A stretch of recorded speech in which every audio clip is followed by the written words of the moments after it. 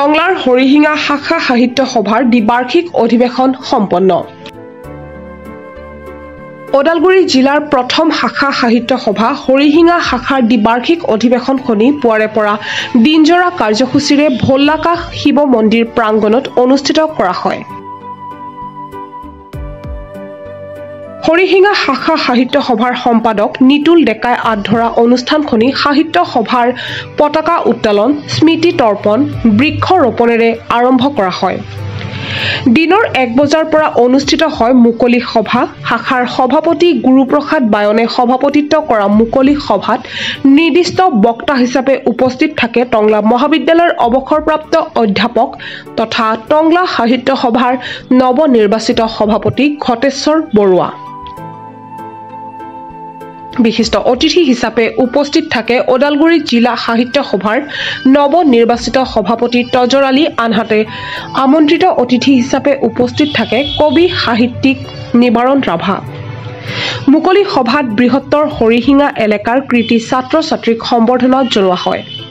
অসমীয়া মাধ্যমৰ হাইস্কুল শিক্ষান্ত পৰীক্ষাত সৰ্বোচ্চ নম্বৰ লাভ কৰা আৰু অসমীয়া বিষয়ত সৰ্বোচ্চ নম্বৰ লাভ কৰা দুগৰাকী কৃতি ছাত্ৰীক প্ৰদান কৰা হয় এই সম্বৰ্ধনা। সভাখনত প্ৰায় 5 শতাধিক লোক উপস্থিত থাকে। পোনপ্ৰথমে মই সমূহ অসমবাসীক ভোগালী বিহুৰ শুভেচ্ছা জ্ঞাপন কৰিছোঁ আৰু নৱবৰ্ষৰ ওলগ যাচিছোঁ। আমি ভোলাকাশত আমাৰ গাঁওখন অতি পিছপৰা, তথাপিও আমাৰ এটা বৈশিষ্ট্য আছে কি আমি প্ৰতি বছৰে ভোগালী বিহু উদযাপন কৰোঁ। এইবাৰ আমাৰ অতি সৌভাগ্য অসম সাহিত্য সভা হৰিহিঙা শাখা সমিতিৰ বাৰ্ষিক অধিৱেশন দ্বিবাৰ্ষিক অধিৱেশনখনি আমাৰ ইয়াত পাতিবৰ কাৰণে তেওঁলোকে অনুৰোধ কৰিলে আৰু আমিও যিমান দূৰ পাৰোঁ তেওঁলোকক আপ্যায়ন কৰিবৰ কাৰণে আমি চেষ্টা কৰিছোঁ। আৰু ভোগালী বিহুৰ লগতে সংগতি ৰাখি এই অধিৱেশনখিনি আমাৰ সাহিত্য সভাৰ অধিৱেশনখন পাতিবৰ কাৰণে আমি চেষ্টা কৰিছিলোঁ আৰু যিমানখিনি পাৰোঁ আমি সফল কৰাৰ কাৰণে প্ৰচেষ্টা হাতত ৰাখিছোঁ। হৰিহিঙা সাহিত্য সভা আমাৰ বহু পুৰণা সাহিত্য সভা, ওদালগুৰি জিলাৰ সকলোতকৈ পুৰণা সাহিত্য সভা। 1956 চনতে প্ৰতিষ্ঠা হৈছিল হৰিহিঙা সাহিত্য সভা। হৰিহিঙা সাহিত্য সভাৰ প্ৰতিষ্ঠাৰ উদ্যোগ লৈছিলে শ্ৰদ্ধাৰ স্বৰ্গীয় নৰেন্দ্ৰ দেৱশাস্ত্ৰীদেৱে। তেতিয়াৰ পৰা আজি 69 বছৰ আমি ভৰি দিছোঁ।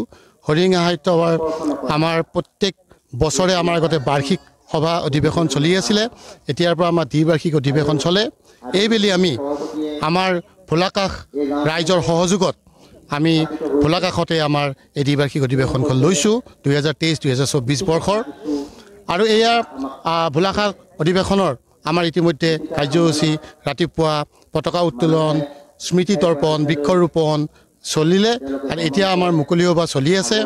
আমাৰ মুকলি সভা সভাপতিত্ব কৰিছে শ্ৰদ্ধাৰ সভাপতি শ্ৰী গুৰুপ্ৰসাদ বায়নদেৱে আৰু নিৰ্দিষ্ট বক্তাৰূপে আহিছে আমাৰ টংলা মহাবিদ্যালয়ৰ অৱসৰপ্ৰাপ্ত অধ্যাপক তথা নৱনিৰ্বাচিত সভাপতি টংলা সাহিত্য সভাৰ শ্ৰী ঘটেশ্বৰ বৰুৱাদেৱ আৰু লগতে ওদালগুৰি জিলাৰ নৱনিৰ্বাচিত সভাপতি শ্ৰদ্ধাৰ তজৰ আলী দেৱো আহিছে আমাৰ ইয়াতে বিশিষ্ট অতিথি হিচাপে।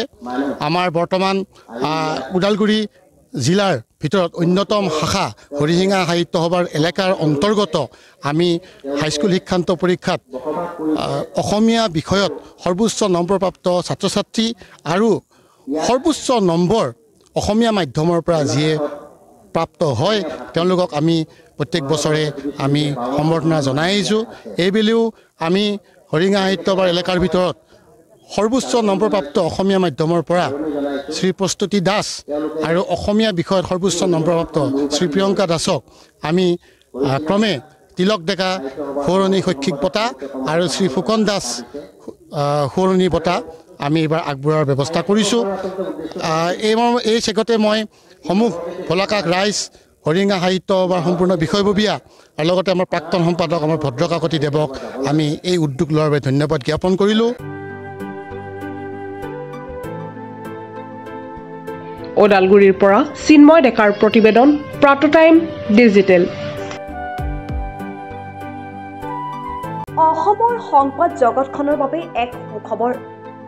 নৰূপ নসাজেৰে প্ৰায় 30 বছৰীয়া অভিজ্ঞতাপুষ্ট সাপ্তাহিক কবচ পুনৰ এবাৰ ৰাজ্যৰ মাজলৈ। স্বত্বাধিকাৰী প্ৰণীতা কলিতাৰ দ্বাৰা প্ৰকাশিত আৰু অমৰজ্যোতি প্ৰিণ্টাৰ্ছ, গুৱাহাটী কমাৰ্চ কলেজৰ বিপৰীত ফালে মুদ্ৰিত।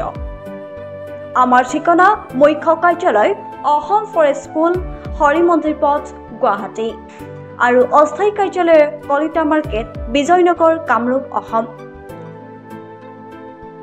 মোবাইল নং 9435114666 আৰু 7024722813 মেইল আইডি probhatiahom@gmail.com